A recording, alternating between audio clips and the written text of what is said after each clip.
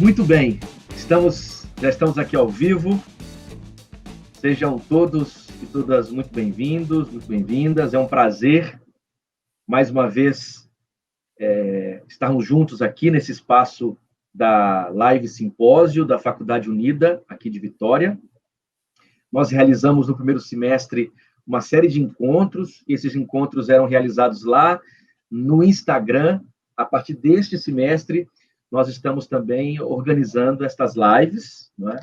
Nós temos chamado de Live Simpósio, no espaço aqui do Facebook, do YouTube, da Faculdade Unida de Vitória. Eu quero, inclusive, te motivar, te incentivar a se inscrever no nosso canal do YouTube, caso você ainda não seja inscrito, porque assim você consegue acompanhar esse material que nós temos produzido aqui durante a quarentena. Já começamos o segundo semestre seguindo as mesmas orientações de isolamento,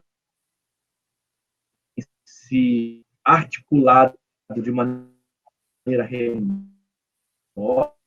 online, as aulas são online, disponibilizado estes encontros, estes bate-papos que servem exatamente para formação e exposição de conteúdo, traduzindo aí as discussões teológicas que fazemos na academia também para as comunidades. Nós estamos aqui no espaço dos cursos de extensão e a ideia é exatamente essa. E hoje temos a honra de receber aqui o professor, o amigo, o pesquisador Valtair Miranda e pastor Valtair Miranda, né? O Valtair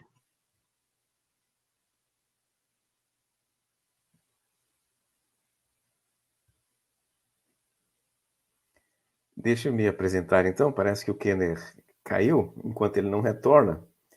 Meu nome é Valtair, eu sou professor de Novo Testamento, de História, trabalho com a temática de cristianismo antigo, história da igreja, e nos últimos anos, especialmente com as questões ligadas aí ao milenarismo, ao Apocalipse, são os temas que tenho trabalhado. Kenner já voltou? Você estava falando? Voltei. Eu já apresentei um Que pouquinho bom, para as Valtair, pessoas. que você continuou aí conversando com o pessoal. Na verdade, como eu disse para o Valtair e para o Vanderlei, antes de iniciarmos, aqui em Vila Velha nós estamos com uma certa instabilidade, né, na internet. Mas vamos tocando, continuando. Se cair aqui, o Valtair continua aí. Se o Valtair cair aí no Rio de Janeiro, eu continuo por aqui. Eu acho que é possível continuarmos o nosso bate-papo. Eu estava apresentando o Valtair, a formação do Valtair, né? O Valtair, ele tem graduação em teologia, em história, tem um mestrado em teologia, tem um mestrado em ciências da religião, tem um mestrado também em história, não é isso, Valtair? Ou não? Em Não, história você mestrado em chegou teologia e ciência a da fazer um religião, só. mestrado também, na época? Não, fiz mestrado em história, não. Depois eu fui Teologia direto para o e doutorado. ciências da religião. E, Isso. exatamente. E 2 doutorados, né? Um doutorado em história, período em que ele estudou o Joaquim de Fiore, a recepção do Apocalipse, um texto uma tese que virou livro, né? Ou foi organizada em livro, e também um doutorado em ciências da religião pela Unesp. Valtair, nós caminhamos durante um bom tempo no grupo de pesquisa, que é o Grupo Pesquisa Orácula. Valtair é um pesquisador que há muitos anos tem discutido a apocalíptica judaica, a literatura judaica em geral, o Novo Testamento, o Apocalipse de João, a recepção do Apocalipse, a história da recepção do Apocalipse, inclusive, produziu muitos importantes livros. Tem um canal no YouTube que discute Apocalipse. Então, eu quero que depois o Vanderlei, que está nos ajudando aí por trás das cortinas, que insira, por gentileza, o link do canal, né, porque também no canal do Valtair você tem a oportunidade de acessar uma série. Eu mesmo já acompanhei alguns vídeos, indiquei para os alunos, recomendo muitíssimo. É uma forma muito acessível de compreensão do Apocalipse. Você pode usar isso nos espaços da igreja, até em aulas de teologia, porque o Valtair consegue fazer esse diálogo na fronteira, nesses vídeos, entre produção acadêmica e comunidade. O Valtair também é professor na Faculdade Batista e tem já há algum tempo dirigido, né, é o diretor hoje da mesma instituição. Valtair, muito obrigado por tua presença, seja muito bem-vindo, é um prazer te receber aqui, amigo. Kenner, é uma alegria conversar contigo. Somos companheiros, somos amigos já há bastante tempo e tenho até saudade dos momentos que a gente passou lá em São Paulo, em vários eventos, né? Já faz um tempo que a gente não participa desses eventos lá em São Paulo. Quando aparecer algum desses eventos aí, certamente a gente vai estar junto. Eu queria, nesse caso aí, só complementar que meu interesse pela temática, ele surgiu por causa de um fio que retrocede lá ao mestrado em teologia. Eu comecei a trabalhar teologia no nível de pós-graduação, estrito senso, mestrado em teologia, a temática dos demônios, né? Eu fiz aí um mestrado em teologia discutindo demônios, mas discutindo demônios em Paulo. E quando eu terminei aquele mestrado discutindo demônios em Paulo, eu fui trabalhar lá em São Paulo, mestrado e doutorado em ciência da religião, né? E aí surgiu a questão, qual é a temática? Eu queria fazer uma temática relacionada com a anterior, demonologia, e de alguma maneira acabei caindo onde? Caindo no Apocalipse, né? Por causa dos personagens do Apocalipse, dos seres demoníacos, dos seres monstruosos, das bestas do abismo, do dragão, do Satanás, que está lá no capítulo 12, né? Então, tanto é que o mestrado em ciência da religião foi sobre o dragão, sobre o diabo, lá no capítulo 12, o diabo e a mulher, que é o tema do capítulo 12, né? E na hora de ir para o doutorado, foi um passo consequente, porque eu saí do capítulo 12 e fui trabalhar com a questão da guerra no Apocalipse. E nesse sentido aí também fiquei no Apocalipse durante 4 anos, doutorado em ciência da religião. Quando eu fui trabalhar história, Kenner, tanto na graduação quanto no doutorado, eu queria fazer aí uma discussão que não abandonasse essa caminhada, porque eu achei que seria desperdício, né? Então, a caminhada em história na graduação e doutorado envolveu um olhar sobre a história desses movimentos sectários, desses movimentos milenaristas, a história da escatologia, a história destes personagens e categorias que discutem, que falam, que tratam de fim dos tempos, né? Então, eu terminei falando no doutorado sobre Joaquim de Fiori, porque na minha avaliação, Kenner, você já me ouviu falar sobre isso, Joaquim de Fiori é uma das grandes figuras escatológicas, apocalípticas, milenaristas da história do cristianismo. Ao lado de Joaquim de Fiori, eu acho que dá para colocar aí Agostinho de Hipona, né? Agostinho de Hipona e Joaquim de Fiori são figuras que fazem inflexão no pensamento e na reflexão sobre o fim dos tempos. Muito bom. E eu esqueci de indicar um detalhe também importante. Eu fui aluno do Valtair. Na época do Seminário do Sul, fui aluno do Valtair. E, Valtair, de alguma maneira, eu fui para a UMESP, conheci o Paulo Nogueira, que foi tanto orientador do Valtair, foi meu orientador também, pesquisando no mestrado alguma coisa vinculada aos demônios, é tanto que eu estudei o pneu uma carta, então, os demônios impuros em Marcos, por uma significativa influência das nossas conversas e da tua orientação enquanto professor. Então, de alguma maneira, eu também acabei sendo encaminhado para as pesquisas em Bíblia, em Apocalipse, literatura pseudepígrafa, Enoque, demoníaco, também pela influência do Valtair. Foi engraçado uma situação, Valtair, quando, um dia antes da minha defesa, eu passei no Rio, né? Na casa do Rodrigo, fiquei na casa do Rodrigo, um amigo em comum também nosso, e fomos a um culto na igreja do Longini. E o Longini, no final, assim, eu quero chamar aqui o Kenner, que nós vamos orar por ele, porque amanhã ele vai defender a dissertação dele lá em São Paulo. É importante que a gente ore aqui por ele. Aí ele me chamou lá na frente e falou assim: Kenner, qual que é o título da sua dissertação? Porque o título era meio esquisito mesmo, dos vigilantes aos pneumacártaton, o demoníaco na tradição judaica. Aí eu falei: como é que é, rapaz? Aí eu repeti o título. Aí ele perguntou pela terceira vez: mas Kenner, e o pessoal, todo mundo ali na frente, nós dois na frente, e o pessoal da igreja ouvindo, né? E o microfone assim no chão. Aí na terceira vez que ele insistiu, que ele viu que o negócio não ia dar certo, falou assim: gente, ó, eu não sei direito sobre o que o Kenner vai defender, não. Só sei que ele não sabe nada de Deus, mas do demônio agora ele vai se tornar mestre. Que coisa história interessante, né? De alguma Que forma, bacana. isso tem uma relação com a tua influência aí nas pesquisas também. Vamos voltar aí. A nossa ideia aqui é conversar um pouquinho sobre como compreender o Apocalipse. Nós tínhamos conversado, né? E havíamos pensado em discutir um pouquinho a relação do Apocalipse com essa literatura maior, né? Porque o Apocalipse não é o único livro que pode ser considerado um Apocalipse. Mas te ouvindo aqui sobre o Joaquim de Fiore e citando Agostinho, etc., eu acho que a gente podia começar um pouquinho sobre a história da recepção do Apocalipse, né?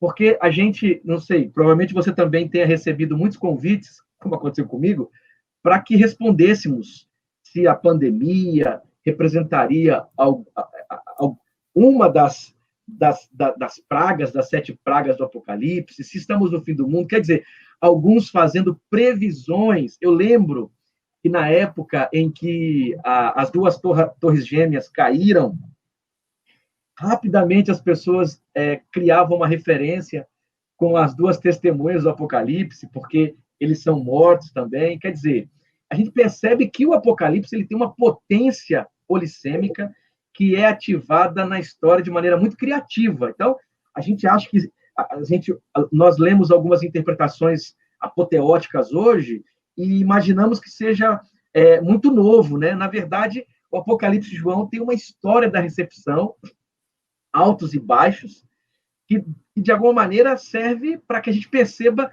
como esse texto é potente enquanto representação imagética na cultura, né? E você estudou bastante isso, você gastou um tempo, inclusive, com uma figura importante do mundo medieval, que entra na história da recepção do Apocalipse, né, Walter? Então, assim, eu acho que falar um pouquinho de como esse Apocalipse foi interpretado na história nos ajuda a entender algumas maneiras que esse mesmo texto é interpretado em nosso tempo, né? Eu acho que você tem razão, toda razão. Quando pensamos no Apocalipse, nós devemos olhar para trás, porque isso nos tira a arrogância de imaginar que a gente está encontrando uma coisa completamente nova, surpreendente, algo que ninguém nunca viu. E se a gente encontrar alguém que diga algo semelhante, a gente tem que logo entrar em suspeição, a gente tem que ficar com esse olhar assim, um pé atrás, porque é muito difícil, depois de 2000 anos de leituras e interpretações, alguém olhar para esse texto e dizer, nossa, vi aqui um negócio que ninguém nunca viu. É preciso olhar para trás e ver aquilo que, no passado, as pessoas falaram sobre o Apocalipse. Isso é relevante, inclusive, para compreender quais os pontos de partida que nós temos para fazer a leitura. Nós temos pontos de partida. E quanto mais cientes destes pontos de partida, mais fácil não cair em ciladas, né? Em ciladas na hora de interpretar o Apocalipse. Eu acho que é importante olhar para o princípio aqui, esse século II, III e IV, momentos posteriores à produção do Apocalipse, identificar alguns movimentos. Kenner, o cristianismo ainda tem muito de judaísmo.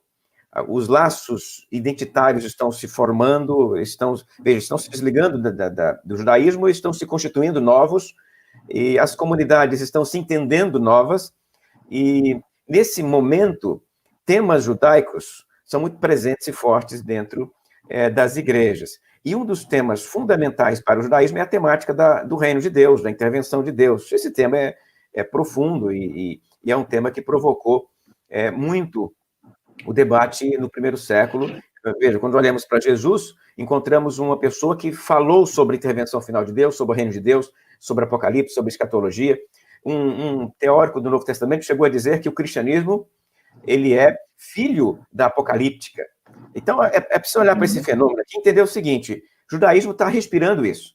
Quando as igrejas nascem, elas ainda respiram isso. Isso faz parte delas, é uma herança que elas recebem do judaísmo, né?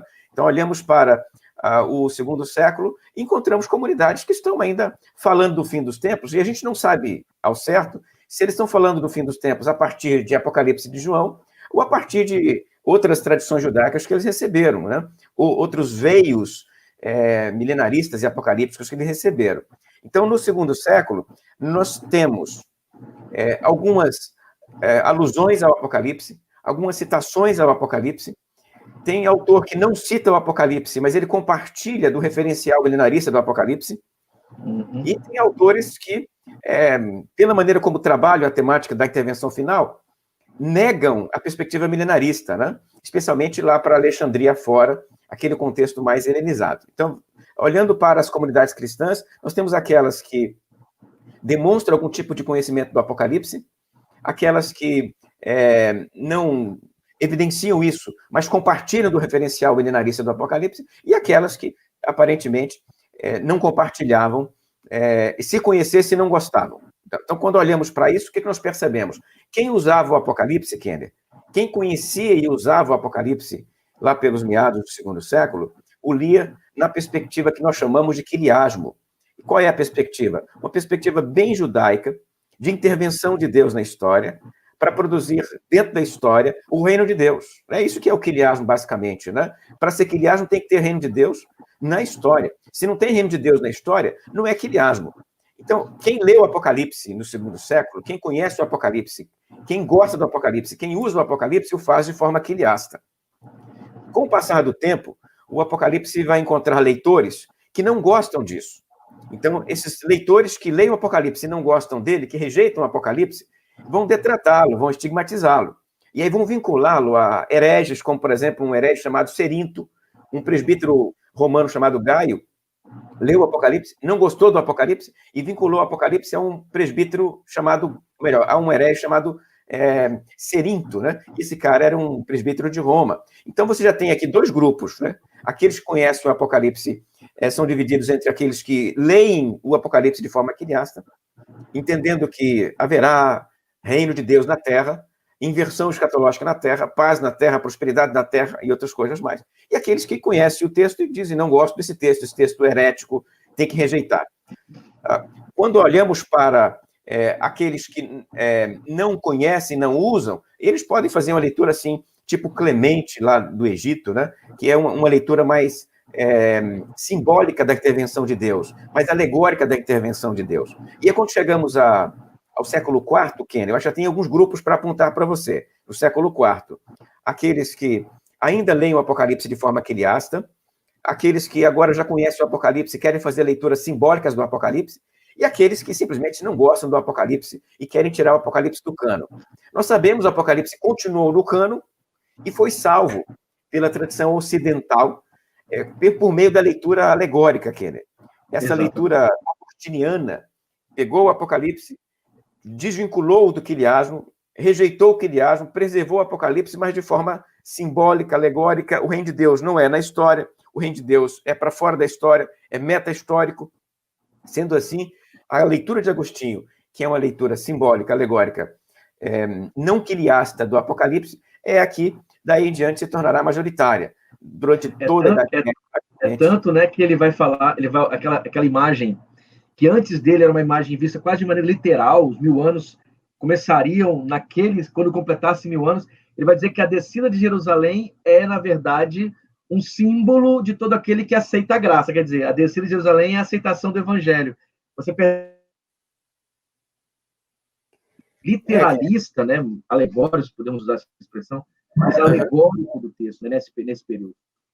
Isso, Ken. Você tem razão, está correto isso, porque, veja, o carisma de Agostinho, a qualidade de Agostinho na hora de construir teologia, de construir as categorias teológicas, é difícil comparar. Quem é que poderia dizer assim, naquele período, se comparava a Agostinho? Talvez Jerônimo de Estridão. Talvez Jerônimo de Estridão e Agostinho sejam as duas grandes figuras desse momento histórico. Mas não tem outro, não tem equivalente. Agostinho não tem concorrente. E aí, durante a Idade Média, os autores, os pensadores medievais, o cristianismo medieval, olha para trás e bebe de Agostinho, né? Agostinho e Jerônimo, que são dois autores que fazem leituras simbólicas do Apocalipse, Kenner. Tanto Agostinho quanto Jerônimo de Estridão, eles fazem aí uma releitura da apocalíptica, retirando elementos quiliastas, e o fazem entendendo que o quiliasmo é uma coisa judaica de ser, de pensar. Eles argumentam que imaginar um reino de Deus na Terra é pensar como judeu, é desejar como judeu, e não é assim que a igreja deveria ser, que o cristianismo deveria ser. Consequentemente, eles rejeitam a perspectiva quiliasta de reino na Terra e projeta um reino para fora da história, que é, então, a perspectiva que sobrevive durante boa parte da Idade Média como perspectiva majoritária, né? Até chegar aí ao personagem que eu citei para você agora há pouco, que é o Joaquim de Fiore. O Joaquino da Fiore, ele é um italiano, né? Ele está lá no século XII para XIII, ele nasce em 1135, Kennedy, morre em 1202, e ele promoverá uma leitura que tem elementos quiliastas de volta, tem reino na história, tem paz na história, prosperidade na história, mas ele faz uma adaptação quiliasmo, Kennedy, que é única, que é a seguinte: ele pega a volta de Jesus, que para o quiliasta é anterior ao período de paz na Terra, e joga a volta de Jesus para após o período de paz na Terra. Hoje, os estudiosos chamariam esse fenômeno de volta de Jesus após o período de paz de pós-milenismo. Se é assim, Joaquim é um dos primeiros pós-milenistas da história, Kenneth, porque ele pega a volta de Jesus e joga para depois do período de paz na Terra. Não tem Jesus na Terra enquanto tem paz. O período de paz na Terra é sob o domínio do Espírito Santo. O milênio de Joaquim é o milênio do Espírito Santo e não o milênio do Filho, o milênio de Jesus Cristo. E aí, a partir desses três personagens, ou desses três esquemas que eu falei para você aqui, ó, o quiliasta, o Agostinho e o Joaquim, nós temos as estruturas fundamentais de leitura do Apocalipse, que receberão um novo acréscimo, um acréscimo interessante, no século XIX para o XX. Um camarada, um teólogo irlandês, vai olhar para esse esquema, vai rejeitar aí a perspectiva milenista de Agostinho, ele bebe do quiliasmo e ele traz alguns aspectos, como, por exemplo, a simpatia por Israel, a necessidade de cumprir as 70 semanas de Daniel, e com isso surge aí o fenômeno que nós conhecemos como dispensacionalismo. Isso aí do século XIX para o XX, século XX. Então surgiu aqui, então, as 4 grandes correntes de leitura do Apocalipse que nós conhecemos na atualidade. Isso é bacana porque a gente percebe que... Porque no Brasil, por conta de uma série de razões, uma delas, alguns filmes e livros, né, como Deixados para Trás, a Bíblia de Stuart Scofield, quer dizer, meio que criaram na mentalidade brasileira, não só do grupo pentecostal, por exemplo, mas de várias denominações, que a escatologia possível é a dispensacionalista. Quer dizer, essa escatologia dispensacionalista se tornou quase que um mote da escatologia brasileira. Quando você vai em qualquer instituição, a maioria dessas instituições trabalha exatamente escatologia como se fosse sinônimo de dispensacionalismo. E, para além disso, há um outro problema em que o Apocalipse de João não é sinônimo de escatologia. Quer dizer, o Apocalipse de João não tem só preocupação, por exemplo, com o fim da história. Também, mas não só. Ele tem preocupações, por exemplo, com a organização do cosmos, né? Como o mundo funciona lá no céu, como isso intervém, como isso reflete na Terra e vice-versa. Quer dizer, me parece, Valtair, para a gente já começar a dar um passo aqui para trabalhar com o Apocalipse, a partir desse mapeamento histórico, me parece que um primeiro desafio é estudarmos o Apocalipse descolando mesmo.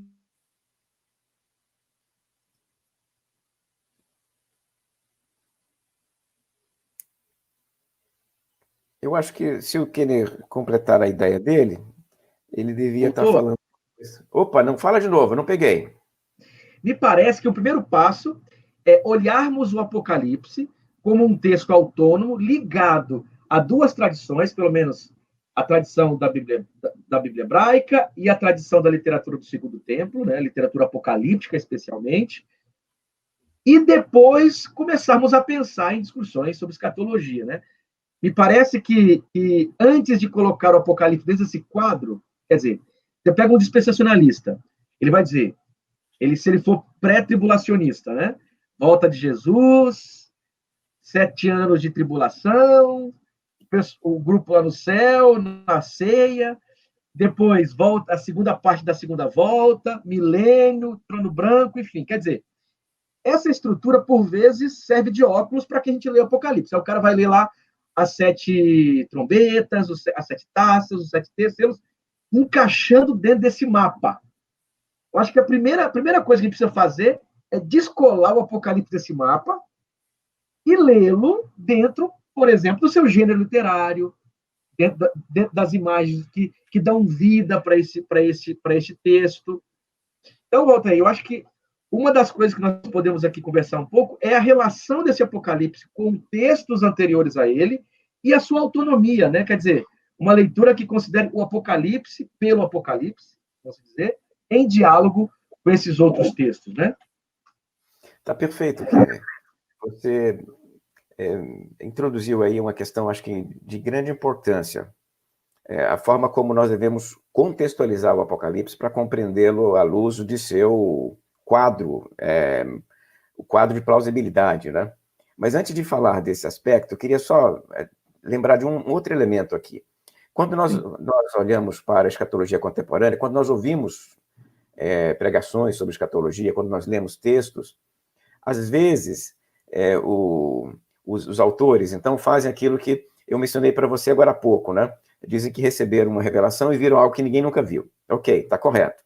Mas em alguns momentos, alguns deles fazem o inverso. É muito curioso isso, rapaz, interessantíssimo aqui. Veja, eu vou te dar um exemplo aqui.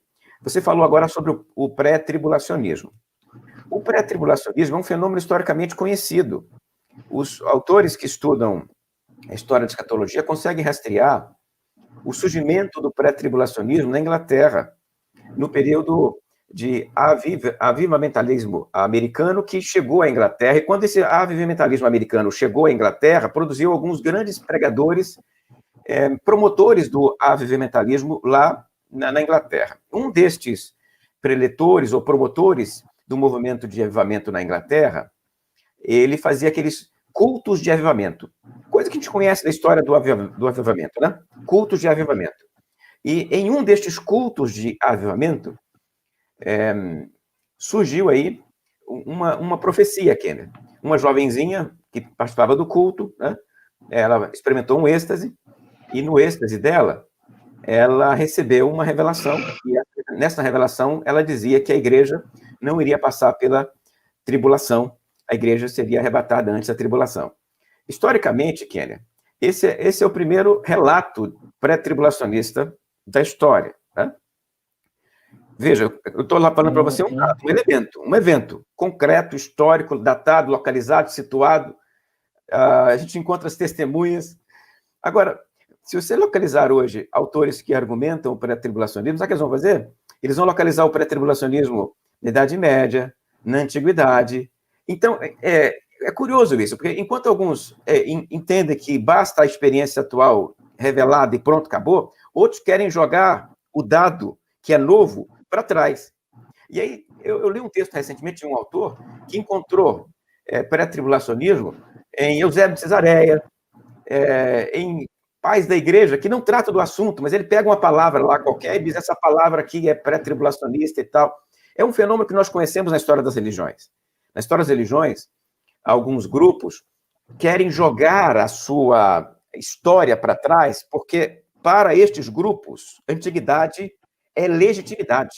Quanto mais antigo, mais legítimo. Então, é um fenômeno, né?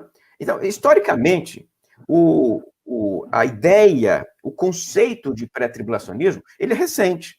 Apesar de alguns autores fazerem malabarismo e jogar esse troço lá para trás. É recente. Mas isso não é um problema para a história das religiões. Isso não é um problema. Nenhum problema com isso. Mas é possível encontrar esses autores que querem jogar para trás na força, no fórceps, para que esse tema ganhe autoridade e ganhe força, né? Ok, voltando agora para a questão que você levantou aqui agora, Kenny. O que você levantou foi o seguinte, olha só. Você argumentou que o Apocalipse tem que ser lido à luz do seu quadro de plausibilidade. Está correto. Quem lê o Apocalipse precisa se perguntar contra que pano de fundo os leitores primeiros do Apocalipse leram o Apocalipse. A questão é, aquele grupo de leitores lá da Ásia, província romana da Ásia, que receberam o Apocalipse, contra que pano de fundo eles leram o Apocalipse? Eles compararam o Apocalipse com o quê? A gente sabe que para você compreender um livro, você tem que fazer a comparação. Não se compreende um livro sem comparar. Qualquer leitura envolve comparação. A gente estuda isso em análise comparativa. O ato de leitura é um ato comparativo, você lê comparando. Contra que pano de fundo esses caras comparavam o Apocalipse? Contra a literatura apocalíptica, contra os textos apocalípticos, contra a Bíblia hebraica. É este o referencial de leitura do Apocalipse. Quando eles encontram uma besta no capítulo 13, Kenner, eles se perguntam, esta besta é como o quê? Esta besta é como Daniel, esta besta é como Enoque. Não vão olhar para outro lugar, vão olhar para a tradição judaica.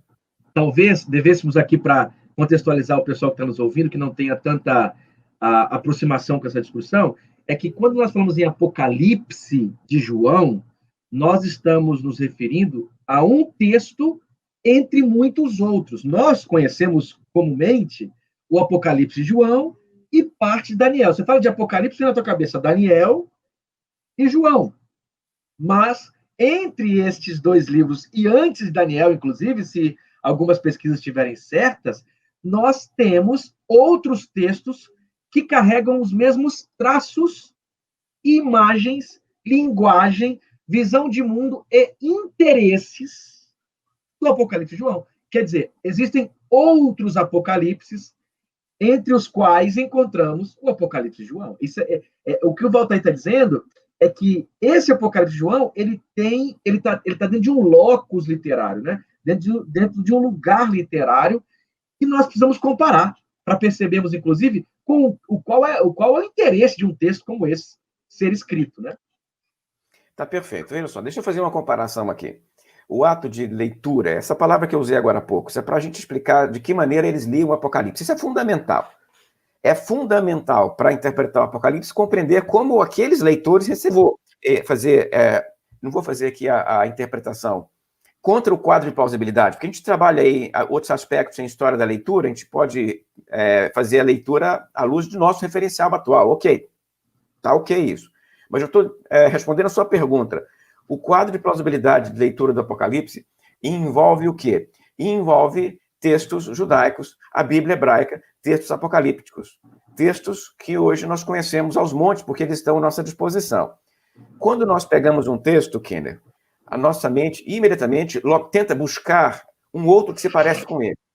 Quando ela encontra um outro que se parece com ele, a nossa mente compara os dois. E ela vai usar um para entender o outro. Se nós encontrarmos um texto que não se parece com nada que nós tenhamos lido, Kenner, nós não conseguimos fazer a leitura. Se eu encontrar um texto que não tenha semelhança com nada que eu já tenha lido, eu não vou conseguir ler. Um texto que não tenha relação com a minha vivência literária, esse texto é hermético para mim. Então, entendendo isso, eu olho para o Apocalipse e pergunto, outros textos que esta comunidade de leitores do Apocalipse, esta comunidade originária, primeira, esta comunidade usou para interpretar o Apocalipse. E por que isso é importante para a gente? Eu acho que isso é importante pelo seguinte, buscar esses textos que eles usaram para comparar com o Apocalipse e interpretar o Apocalipse é também acessar a estratégia retórica de João. Olha só, o meu leitor vai usar outros livros que ele conhece para interpretar meu livro. Então, enquanto autor, eu vou escrever de forma a facilitar o trabalho do meu leitor. Eu vou apontar esses livros para ele. Eu vou indicar para ele, o meu leitor, que tipo de texto ele vai usar para ajudá-lo a interpretar o meu livro. Então, o Apocalipse, ele dá pistas para o leitor. Ele aponta para o leitor, por meio de alusões, evocações, sinais e evidência, ele aponta para o leitor estes referenciais, estes léxicos, estes dicionários que o leitor vai usar para interpretar. Eu cito novamente aqui, Apocalipse 13. Quando o camarada fala lá das duas bestas, ele faz alusões a Daniel. E quando o leitor lê o capítulo 13, ele usa Daniel para interpretar o capítulo 13. Eu vou citar o sermão profético de Jesus de novo aqui para explicar isso aqui. Quando Jesus vai falar sobre intervenção final, aquele sermão do reino, o sermão das oliveiras, o sermão profético de Jesus em Marcos 13, Mateus 24 e 25 e Lucas 17, você deve se lembrar que Jesus também faz muitas referências a Daniel. E ele não só faz referências, ele diz para os seus leitores, olha só, quem lê Daniel entenda. ele está dizendo para os camaradas que estão à volta dele o seguinte: se vocês querem entender o que eu estou falando, leiam Daniel, que vocês entendem o que eu estou falando. Então, Daniel é a chave de leitura do sermão profético, mas não só do sermão profético, né? De outras passagens, especialmente de algumas passagens do Apocalipse de João. Perfeito. O que o Walter está falando, inclusive, a gente pode, como teoria da leitura, tem dois conceitos. Um é o conceito de intertextualidade e interdiscursividade. Esses dois conceitos ajudam muito, eles surgem nas teorias literárias, estão nas teorias do discurso. E fala assim, o que sintetiza isso basicamente é todo discurso e todo texto sempre estarão em diálogo com outros textos e outros discursos. Não seria diferente nos textos bíblicos. Porque alguém ouve isso, sabe, Valtair? E imagina que ler o Apocalipse assim, ou ler qualquer outro texto bíblico assim, seria diminuir o texto. Pelo contrário, é tratá-lo como ele é. Né? Quer dizer, o texto é tão importante, que é a Bíblia, né? Para os judeus e para os cristãos, ele existe a partir do funcionamento natural de um texto. Né? Quer dizer, quando João tem a experiência e produz o texto, e produz, então, um texto, esse texto necessariamente dialogará com outros textos. E o leitor precisará fazer estas relações intertextuais para que ele possa compreender. O problema, Valtair, é que nós estamos entrando numa conversa que não é nossa. Originalmente, né? É uma conversa que a gente chega de gaiato, né? A gente chega depois.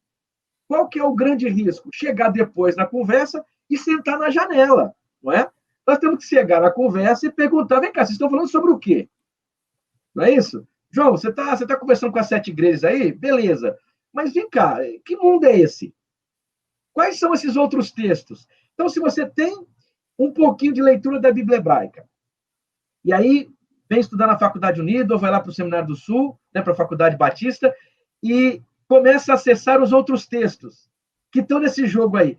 Você começa a perceber que essas imagens estranhas fazem todo sentido para quem está nessa conversa aí de João, né? Eu acho que às vezes as pessoas se assustam com o Apocalipse porque não acessam estas interdiscursividades, essas intertextualidades. Porque fazendo isso, você percebe a beleza que é o Apocalipse de João. 2 ou 3 informações que o Walter deu aqui agora, parece que dá um estalo assim na leitura, né? É verdade, o Apocalipse 13, aqueles animais monstruosos. Você lê Daniel, parece que ele está condensando num ser só toda a monstruosidade daqueles seres que Daniel cita, né? É como se João dissesse, a besta é tão ruim, que ela acumula nela mesma as monstruosidades em 4 níveis lá de Daniel. Quer dizer, a gente percebe que olhando esses textos e percebendo o Apocalipse dentro desta intertextualidade, né, destas outras textualidades, ele vai se esclarecendo. E evita, né, Valtair? Evita essas precipitações, que podem ser bonitas mesmo. Você ouviu alguns escatólogos falando, né? É bonito, parece um romance, mas também tem os seus ônus, né? Porque isso pode produzir exageros, pode tornar o texto aquilo que ele nunca quis ser. Eu acho que dos textos bíblicos, Kenner, se eu não estou equivocado, realmente só Daniel e Apocalipse sofrem esse processo de desenquadramento. Os demais textos, as pessoas precisam enquadrá-los e fazem isso com uma naturalidade. Quando alguém pega um texto, por exemplo, como o texto de Paulo aos Coríntios, e Paulo vai tratar lá daquelas questões tão situadas, porque ele está respondendo perguntas que os crentes fizeram para ele, né? Devo casar minha filha? Aí o Paulo disse, eu queria que todos fossem como eu, que não casasse e tal. Aí quando você chega para alguém tratando do assunto, a pessoa diz, não, mas isso aí é lá naquela época. Kenner, as pessoas fazem isso com maior naturalidade. Não tem que passar por teologia, nem fazer hermenêutica para entender que eu posso casar minha filha, apesar de Paulo ter dito para não casar minha filha. Né? O Paulo falou assim, eu queria que mesmo todos que eu queira que a minha filha fique, mesmo que eu queira que a minha filha fique para sempre aqui em casa com a gente, né? É verdade, meu irmão. Aqui eu olho para esse texto aqui e o Paulo vai dizer lá assim, queria que ela ficasse como eu, solteira, não casasse, porque aí as pessoas leem o texto e interpretam o texto. Não, o texto deve levar em conta o seu contexto. Kenner, curiosamente, as pessoas fazem isso com os textos paulinos, fazem isso com o Antigo Testamento com maior tranquilidade, né? Com maior tranquilidade. Você lembra de uma passagem no Antigo Testamento de uma mulher, Tamar, que casou com uma pessoa, o marido dela morreu. Aí ela tinha direito a casar com o irmão do marido. Casou com o irmão do marido. O irmão do marido também morreu. E você sabe por quê. Quem está nos ouvindo agora sabe por quê também. Problema lá de concepção, os maridos não queriam gerar filhos, aí Deus castigou e matou os dois miseráveis lá. Aí a mulher ficou solteira de novo e tinha que casar, era direito dela, com o terceiro filho do Judá. Só que o Judá não queria entregar o filho dela, o terceiro filho, porque ele achava que a mulher ia matar o terceiro filho dele, né? Então o que ele faz? Ele esconde, ele retém o terceiro filho. E ela sabe disso. O que ela faz, Kenny? Você conhece a história, quem nos ouve conhece a história. Ela se veste de prostituta, fica na beira do caminho com aquela roupa transparente. Quando o sogro dela vai passar lá, ela encanta o sogro, se relaciona sexualmente com o sogro, e o sogro não tem dinheiro para pagar, ela segura o cajado e o anel do sogro, e o sogro vai embora. Quando o sogro tenta pagar, não acha mais a mulher. Algum tempo depois, encontra a mulher grávida. Aí vamos apedrejar a esposa do seu filho lá e tal, porque ela está grávida. Aí o cara sai com pedra na mão para matar a mulher, né? Quando ele chega na porta da casa, o que ela diz, Ken? Ela diz, o pai do meu bebê é o dono deste cajado e deste anel. Aí o cara fica com carão e diz, ela é mais justa do que eu. Né? Olha só, ela fez um troço, Ken, que nenhuma mulher da atualidade faria, e é chamada de justa e bem-aventurada. Quem lê o texto entende que isso aí é contexto. É lei do Levirato, é a história, é o condicionamento, é o momento da história de Israel. Ela aparece, Kenner, em narrativas de mulheres de fé no Novo Testamento. Só que o meu leitor, quando lê a Bíblia, ele sabe, ó, isso aqui não é para você imitar minha filhinha, isso aqui não é para você imitar a adolescente da igreja, isso aqui é para nos ensinar outras coisas, isso aqui é condicionado historicamente. Então, os intérpretes interpretam instintivamente esse texto, sem curso de hermenêutica nenhum, como um texto que precisa de enquadramento histórico. As pessoas fazem isso com todos os textos bíblicos, menos com Apocalipse e Daniel. Acho que Apocalipse e Daniel não pode ser enquadrado historicamente, tem que ser desenquadrado, tem que ser forçado a falar de outras coisas que eles não estão falando, Kenny. Aí vão usar Apocalipse para falar de disco voador, vão usar Apocalipse para falar de Covid-19, vão usar Apocalipse para falar de um monte de coisa que Apocalipse não necessariamente trata, porque os temas do Apocalipse são os temas do seu contexto, do seu momento histórico.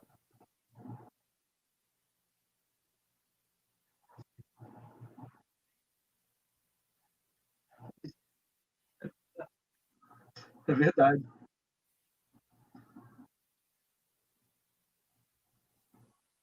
Conseguiu me ouvir?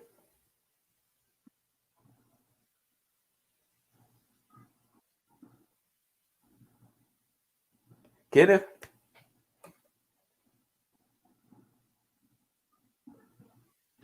Deu um delayzinho aqui, Valtair. Eu ouvi a última parte e, se eu entendi, que tirar o Apocalipse do contexto é o mesmo erro que podemos cometer e às vezes não cometemos, né? Com os outros textos bíblicos. O Denilson aqui, Valtair, fez uma. Botou a gente aqui numa sinuca de bico. Eu queria que do Denilson, nós temos várias perguntas, vamos tentar aqui conversar com o pessoal também. E ele fez uma pergunta diretamente para a gente, né? Quer dizer, uma pergunta para os dois professores. Qual sua linha escatológica em relação ao quiliasmo? Li alguns livros dos dois, quer dizer, os nossos livros, mas não consegui identificar plenamente isso. Obrigado. Valtei, você começa. Denilson, essa é uma questão de fé, unidade pessoal, relacionamento pessoal com o texto, né? Estamos no campo do relacionamento de devoção, no campo do relacionamento comunitário com o texto.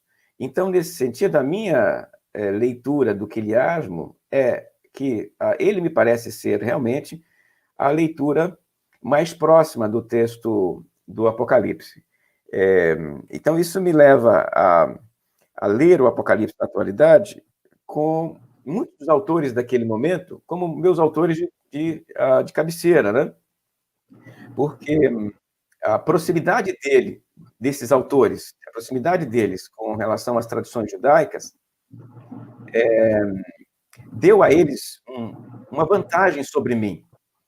A minha distância em relação ao Apocalipse, o período que me separa do Apocalipse, toda a tradição interpretativa do Apocalipse me atrapalha profundamente. Então, nesse sentido, eu tendo hoje a fazer uma leitura de devoção próxima do quiliasmo. Sim, bem próximo do quiliasmo.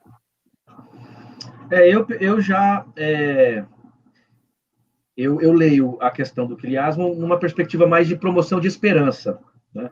Eu lembro quando eu assisti pela primeira, assisti lá no cinema o último filme daquela série Os Vingadores. Aí é o momento em que a guerra está numa situação muito tensa e parece que vai dar ruim. Aí, de repente, aparece assim os heróis antigos, né? E o povo no cinema, Valtair, entra em êxtase. O pessoal bate palma, grita, celebra, como se saíssem mesmo de uma situação muito difícil. Quer dizer, aquela estratégia narrativa do filme produz uma esperança e uma catarse mesmo. Eu leio o quiliasmo e a narrativa do milênio um pouco desse jeito. Quer dizer, é uma narrativa que produz em nós esperança numa tensão do já, né? Já chegou, mas não chegou ainda. Eu vejo mais como uma forma de criar na gente uma tensão dos que está aqui agora com o que virá, para olhar para o mundo de maneira mais esperançosa do que literal, assim, né? Então, eu não sei bem em qual categoria eu entraria, mas eu leio como essa estratégia mesmo literária, bonita, visionária, de criar na gente esperança, né? Criar na gente uma expectativa de que este mundo não é a palavra final e que há bondade, mesmo que a tensão seja altíssima. Alguns aspectos do quiliasmo, se me permite, alguns aspectos do quiliasmo que me parecem ser muito interessantes são os seguintes. A perspectiva de que esta história que nós vivemos na atualidade, no presente, é uma história marcada pela maldade, pelo pecado, pela impiedade, pela injustiça, e nós sofremos isso na carne, na comunidade. Isto, em algum momento, dentro da história, sofrerá a inversão de Deus, porque Deus imaginou a sua criação de um outro jeito. Ele não criou a sua criação para isso. A sua criação entrou em processo de declínio, mas o projeto de Deus é restaurar esta criação em algum momento. A perspectiva de Agostinho de Hipona é fazer a restauração para fora da história. E a perspectiva quiliasta é fazer a restauração dentro da história antes de descontinuar a história. Então, uma pergunta que normalmente algumas pessoas levantam para esses autores quiliastas mas por que fazer esse período de inversão escatológica dentro da história se não vai logo para fora da história tudo e acaba com tudo de vez, né? Vai logo para o transcendente, como o Agostinho apregoa. E aí, os quiliastas responderam essa questão em vários momentos, né? E eu acho interessante voltar a essas questões que eles deram. Eles entendiam o seguinte, Kenner, você sofre na carne, você sofre na história, e a justiça de Deus implicará, em algum momento, recompensa na carne e na história.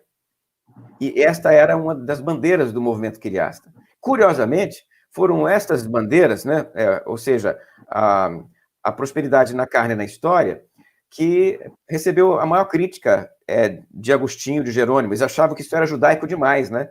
Isso era uma perspectiva mais judaica do que cristã. Rejeitando o judaísmo, eles rejeitam também o quiliasmo, porque eles rotularam o quiliasmo, Kenner, de movimento judaico. Esta resposta aparece bastante nos críticos do quiliasmo a partir do século V e daí em diante, por aí, né? Então, eu acho que o quiliasmo tem uma maneira de olhar para o futuro interessante. Deus intervirá na história, e na história ele recompensará o seu povo. Ótimo. O Edivaldo Chamar também deu duas informações aqui, complementando a história do dispensacionalismo, as teorias pré-tribulacionistas, que, de certa forma, dialogam com a informação histórica que você apresentou e que nós temos discutido aqui. Inclusive, Altair, assim, as nossas leis, os referenciais teóricos que nós usamos na leitura do Apocalipse, você no doutorado usou História Comparada das Religiões, né? Você fez comparação dos textos, um texto importante de Qumran, que é o Rolo da Guerra, com o Apocalipse 14. Eu já li, de alguma maneira, usando a análise do discurso, tentando ver as estratégias das imagens do Apocalipse, mas uma coisa que ficou muito claro, assim, para mim, também no teu texto, é que o Apocalipse de João, ele está, de alguma maneira, ecoando memórias, narrativizando memórias, e numa relação contradiscursiva com um jeito romano de pensar as relações e a vida, desde a economia, a religião, as práticas, as relações familiares, as relações com o corpo, que é fundamental assim para a gente entender algumas das imagens que nós encontramos no Apocalipse. Então,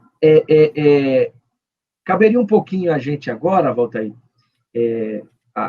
em caráter de ilustração mesmo, né? Situarmos alguns desses textos, né?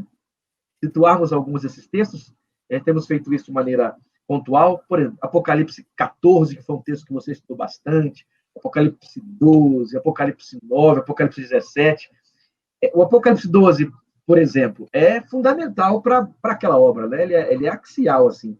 Pesquisadores importantes como a Della Collins, e você fez isso também na tua tese, na tua dissertação, o Apocalipse 12 como uma parte ali tensa, quase virada de página na obra, e como ele carrega essas memórias, né? Memórias muito antigas do judaísmo e também do cristianismo nascente, em diálogo com também perspectivas da tradição romana, e como é uma crítica e uma exortação, né? Uma crítica ao sistema imperial romano, pelo menos a imagem que Roma cria de mundo, e também uma exortação às 7 igrejas, né? Que estão ouvindo este texto. Alguém lê, como diz o iniciozinho do texto, né? Alguém está lendo e a comunidade ouvindo e fazendo essas relações todas para que a Bíblia, como palavra, voz de Deus, diga alguma coisa que gere a ação, né? Resposta dessa comunidade. Ok, deixa eu apontar então alguns textos fundamentais do Apocalipse, textos esses que eu acho que mereceriam aí dos nossos leitores uma atenção maior até do que eles já dão, né? Acho que vale a pena, ao olhar para o Apocalipse, gastar um tempo maior em cima destes textos com essa pergunta na cabeça, né? O que eu tenho aqui que poderia iluminar algum aspecto de enquadramento histórico do João, tá? Isso aí nos ajuda aí a evitar aqueles exageros que nós falamos no iniciozinho. O que hoje em dia, quando nós cantamos em nossas igrejas, em função da nossa história recente, às vezes uma palavra só, nos remete a uma história inteira. Uma palavrinha só remete a uma história toda. Você lembra de uma palavra, você logo chama à sua mente toda uma história. Isso é muito comum em cânticos, isso é muito comum em pregações, né? Uma palavra é o suficiente para trazer até você todo o universo de imagens de uma história inteira. Não precisamos contar a história toda de novo. Uma palavra basta. Então, quando olhamos para o Apocalipse, a gente encontra essas palavras também. Essas expressões fundamentais, né? No capítulo 4, por exemplo, nós temos uma dessas, que é a questão: quem é digno de? Essa pergunta, quem é digno de, é de uma profunda crítica social. Naquele contexto ali, Kenner, da Ásia, especialmente em relação ao trato do imperador com os magistrados asiáticos, os magistrados da Ásia, né? Havia uma presença enorme de estátuas do imperador, colunas do imperador, templos imperiais, altares de adoração e celebração ao imperador. E isso estava em tudo quanto é canto, você não conseguia andar pela Ásia sem ver isso, né? E quando o João levanta essa pergunta, quem é digno de receber adoração, ele está provocando, nesse momento aqui, esse quadro político, porque os seus leitores sabiam que o imperador dizia, ele é digno de adoração. Os magistrados diziam, o imperador é digno de adoração. Os sacerdotes imperiais lá da Ásia diziam, o imperador é digno de adoração. E outros deuses locais, né? Porque nós estamos vivendo num período em que as cidades têm suas grandes deusas e deuses. Éfeso, por exemplo, é o lugar da grande deusa. Meu irmão tinha ali um templo que praticamente deu origem à cidade de Éfeso. Há um templo tão antigo quanto a própria cidade de Éfeso ali, o templo da grande deusa. Estava lá, nos tempos de João, já estava lá aquele baita templo, aquele enorme templo, o templo da deusa mãe. E aí, o João, dialogando com isso, levanta a pergunta, quem é digno de receber adoração? E no capítulo 4 ele diz, somente Deus é digno de receber adoração. E no final do 4 ele diz por que é digno de adoração, porque criou todas as coisas. No capítulo 5 ele continua levantando a mesma pergunta, quem é digno de adoração? E aí ele responde 1, 2, 3, 4 vezes, Jesus é digno de adoração, o Cordeiro é digno de adoração, e ele vai fazendo isso, repetidamente no capítulo 4 e no capítulo 5. Estes dois capítulos aqui respondem a uma questão política, respondem a uma pressão política.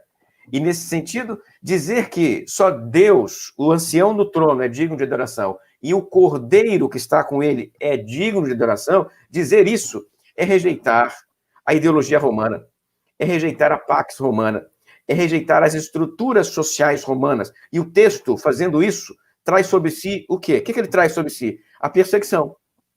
Rejeitar a pax romana nesse contexto, rejeitar a ideologia imperial romana, na verdade, é romper com Roma e receber de volta tudo aquilo que Roma lança sobre quem não aceita a sua ideologia. Perseguição, prisão, morte, violência, fome. Isso está presente também, que era no capítulo 13. Quando o capítulo 13 descreve as consequências daquele que não tem a marca da besta, as consequências são isolamento social. O texto está tratando disso aqui. Olha, para você se dar bem na sociedade, você tem que fazer alianças. Mas estas alianças que você faz são com o dragão, que está por trás, subjacente à estrutura romana, à ideologia romana, ao Império Romano. O João, ele demoniza o Império Romano. O livro de João é um livro profundamente anti-imperial. Ele tem uma briga com o Império, e ele trava essa briga em cada capítulo do Apocalipse, por meio das imagens, por meio dos símbolos, por meio das palavras. Ele é um livro de contestação à ideologia imperial. E o resultado disso a gente percebe, né? Quem tenta implementar o Apocalipse posteriormente, acaba recebendo de volta de novo aí, a espada, a perseguição, a prisão, a condenação. O capítulo 12 que você mencionou, acho que vale a pena mencionar aqui também, né? Ele precisa ser lido contra um longo e antigo pano de fundo. O pano de fundo desse texto aqui é a figura de um dragão, uma serpente, uma mulher e seu filho. Nestas antigas histórias, Kenner, nessas histórias antiquíssimas, o dragão, a mulher e o seu filho são figuras divinas, que lutam entre si para ver quem domina aí o panteão celestial. João usa imagens desse panteão, mas as adapta às histórias que os judeus conhecem, adapta aí às tradições judaicas, porque ele vincula a mulher não à deusa, a grande deusa, mas a mulher aqui é descrita como o Israel, ela é descrita como se fosse o grande Israel de Deus que deu origem ao menino, a criança messiânica do capítulo 12. E esta criança messiânica do capítulo 12 é a figura de Jesus Cristo. O dragão, ele já interpreta logo, já disse de cara, não gasta tempo nenhum em colocar isso em suspense. O dragão é o diabo, a antiga serpente. Ao fazer isso, Kenner, ele logo diz que o dragão está por trás de todo o sofrimento das comunidades cristãs, mas não diretamente, por meio do Império Romano. O dragão levantou o Império Romano, as duas bestas, o dragão sustenta o Império Romano, então o dragão aqui está por trás dos soldados romanos, dos magistrados romanos, das leis romanas, e a única forma, então, de rejeitar o dragão é rejeitar a sociedade imperial romana, porque a sociedade romana está tão intrinsecamente relacionada com o diabo que não dá para fazer alianças e não dá para sobreviver dentro dela, a não ser rompendo com ela. E é interessante, Valtair, como essa tua fala abre aqui para a gente responder, inclusive, a provocação, a pergunta, né, de Mateus Telhado. O movimento, né, essa arquitetura que o texto tem, que o Jacques Ellul realmente apresenta, o famoso texto sobre o Apocalipse de João, porque essas imagens que ele indicou, gostei da expressão, né, imagens de longa história, e é isso mesmo, do capítulo 12, elas vão convergindo para que a gente entenda sobre quem ele está falando. Por exemplo, capítulo 12 apresenta o dragão numa batalha aí cósmica, né? No capítulo 13, que é o tal do texto da marca da besta, né? Das duas bestas, uma que sai do mar, outra que sai... Quando a gente fala em mar, né? Mar já vem na nossa cabeça o quê? Caos, não é isso? Desordem. Da onde...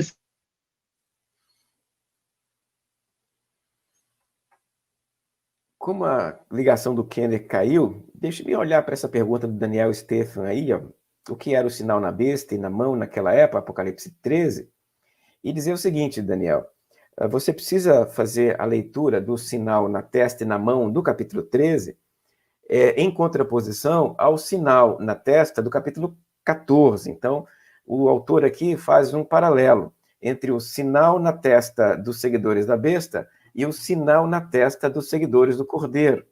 E estes dois sinais estão em paralelo. Então, da forma como você interpreta um sinal, você tem que interpretar o outro sinal. Então, vamos lá. O sinal na testa dos seguidores da besta é 666. O sinal na testa dos seguidores do Cordeiro, capítulo 14, é só ler no capítulo 14 que você vai ver lá. O sinal na testa dos seguidores do Cordeiro é exatamente isto, o nome de Deus e do seu Filho, o Cordeiro. Então, nós temos na testa dos seguidores da besta um sinal, na testa dos seguidores do Cordeiro um outro sinal. Aí eu te pergunto, Daniel, você espera que na testa de algum seguidor do Cordeiro, na minha testa, na sua testa, na testa do Kenner, esteja escrito alguma coisa tatuada aqui? Algum nome aqui escrito? Eu vou colocar aqui o que está em capítulo 14, no capítulo 14? Não, você não espera isso. Por quê, você me diria? Porque é uma expressão simbólica, você me diz. Está correto. Se o capítulo 14 diz que a marca na testa dos seguidores do Cordeiro é uma marca simbólica, evidentemente, a marca na testa dos seguidores da besta, no capítulo 13, também é uma marca simbólica. Ninguém espera encontrar 666 na testa, na palma da mão, num chip, num código de barra ou no cartão de crédito, porque esta expressão é uma expressão simbólica. Perfeito. E eu estava falando sobre isso, inclusive, quer dizer, e para a gente entender, tem que entender o movimento do texto, né? O capítulo 12 apresenta o dragão, depois o capítulo 13 mostra que o dragão deu a esta besta, no capítulo 13, a autoridade, exatamente no texto que o Valtair explicou. João está denunciando que este sistema romano encarna o próprio dragão. Usar uma linguagem para que vocês entendam. E ele não faz isso só no capítulo 13. Ele faz também no capítulo 17 a mesma coisa. Ó, quem é sabido, como diz aí os nossos irmãos, né? Quem é sabido vai entender de que eu estou falando. É 666. Aí nós temos que entrar num mundo que não é nosso, que é o mundo de usar números para identificar letras, não é? E para identificar letras e, ao mesmo tempo, identificarmos de quem ele tá, a pessoa a respeito da qual ele está falando. Quer dizer, não é Hitler, não é Lula, não é Bolsonaro. Eles podem se tornar na prática, mas quando o texto está... E costumam muito se tornar, né? A gente observar o Apocalipse de João no nosso contexto, é possível que consigamos fazer críticas profundas a uma série de coisas, especialmente a essa coisa da igreja ser cooptada por projetos políticos partidários. Bom, mas ele está dizendo, ó, esse sujeito, este ser, tem um nome, tá? 666. Provavelmente ele esteja dentro do mesmo referencial, esteja tocando na figura do imperador romano, algum personagem histórico do Império Romano, aqui provavelmente Nero. Aí tem uma lenda, né, que acreditava que Nero ia voltar, que é o Nero Redivivus. Quer dizer, percebam aí como isso nos ajuda a entendermos melhor o Apocalipse.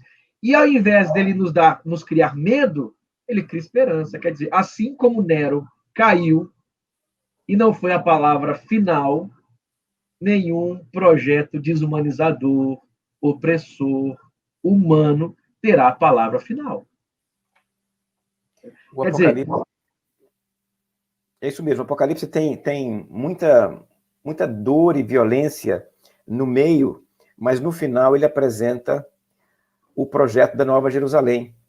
E esse projeto da Nova Jerusalém aí, que efetivamente é a descrição do desejo de Deus restaurado, né? As coisas serão como deveriam ser lá na Nova Jerusalém. Podem não ser agora, mas no futuro elas serão.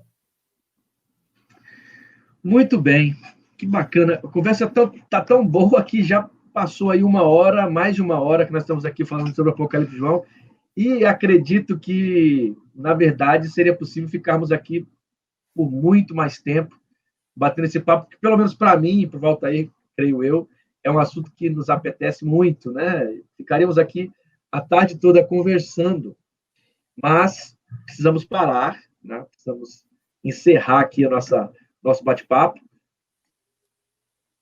Novamente, o canal do YouTube lá do professor Valtair está aqui, ó, está passando aqui embaixo, youtube.com/Valtair Miranda. Também indico o link que eu posso colocar aqui, ou o Vanderlei coloca aí para a gente, um link em que você tem acesso ao livro que eu escrevi também sobre Apocalipse de João. Lá tem o link sobre Apocalipse, o link para você comprar tanto Apocalipse de João, como também um texto que eu escrevi sobre o primeiro Enoque, que tem a ver com essa nossa discussão aqui. O Valtair também escreveu vários livros, recomendo muito, né? O livro a pesquisa que ele fez sobre Apocalipse 12 foi publicada com o título Caminho do Cordeiro. É isso, Valtair? Isso. Uso bastante. Como? Esses livros podem ser comprados no Amazon.com, Amazon.com.br. Eles vendem o meu livro. Lá tem o meu livro em várias livrarias na Amazon. É só fazer uma busca lá no Amazon pelo meu nome e você vai encontrar esses livros. Se não achar pelo meu nome, eu acho que vai achar, procura direto pelo nome do livro, que é O Caminho do Cordeiro. Exato. E tem o outro que é resultado da tese de doutorado, né, Valtair? É o mais recente. O nome do livro é Mártires e Monges, Milenarismos Antigos e Medievais. Esse também tem disponível lá no Amazon.com.br. Perfeito, perfeito. E eu quero agradecer aqui a todos e todas que estiveram nos acompanhando, as perguntas, o debate. Este bate-papo vai ficar registrado no canal da nossa faculdade, lá no YouTube. Daqui a pouquinho o pessoal da tecnologia vai fazer uma edição bacana e vai disponibilizar. O Marcos Salles deixou uma questão aqui, Valtair. Prezados professores Valtair e Kenner, podem, por gentileza, informar a referência bibliográfica da história da escatologia, como essa citação que o professor Valtair Miranda citou da profecia da menina? O Valtair tem um livro que foi publicado já há alguns anos, que o título é Escatologia, não é isso, Valtair? Que você discute, inclusive, algumas teorias escatológicas. Foi publicado na época pela editora, naquela coleção que, inclusive, o Israel Belo que estava organizando, né? Isso. O que é Escatologia é um livro antigo que eu tenho sobre definição, né, da escatologia, a história da escatologia, mas a pergunta dele é sobre exatamente a história da escatologia. E aí eu gosto de usar, para trabalhar esse tema aqui, o livro do Arthur Wainwright. Rapaz, como eu vou colocar aqui, talvez o Vanderlei consiga deixar aí o nome do autor para as pessoas, que é uma palavra difícil de pronunciar, é um inglês complicadinho de dizer, Arthur Wainwright, eu acho que é isso que se fala. Eu vou colocar aqui, Kenner, e aí, de repente, aí, o Vanderlei projeta para as pessoas o nome do autor, tá? Neste autor, que tem como título o livro Mistérios Apocalipse, que eu trabalho aí a história da leitura do Apocalipse em especial. Há outras obras, mas essa aqui realmente é uma obra que me ajuda bastante. Olha aqui, ó, vou colocar o nome do camarada aqui, e aí, de repente, se a pessoa desejar, vou colocar. Pronto, coloquei aqui no Private, se o Vanderlei conseguir projetar para todo mundo. E é nesse camarada aqui que ele vai encontrar aí a história aí do pré-tribulacionismo, tá? Esse autor é o autor que eu uso. Altair, te passo a palavra para você dar aí as considerações finais. Depois a gente fecha esse bate-papo tão frutífero, né? Tão bacana. Aqui, ó, tá vendo aí? Olha lá, como é que se fala esse nome aí, Kenny? Wainwright? Rapaz, que nome difícil de pronunciar, hein? Wainwright. Arthur Wainwright. Arthur é muito mais simples, né? O Wainwright já é mais complicado. Esse é o autor que eu uso para tratar a história da escatologia. Quem quiser dar uma procurada nesse cara, ele realmente trata o assunto de uma maneira muito interessante e vai ajudar aí a compreender isso aí, tá? Eu quero agradecer, então, ao professor Kenner, ao Vanderlei, à Faculdade Unida, aos meus amigos daí. Um abraço para todos vocês. Um abraço também para o pessoal aqui do Rio de Janeiro, meus alunos do seminário da Faculdade Batista, meus amigos aqui, a minha esposa que está aqui comigo. Um abraço para esses que nos acompanharam.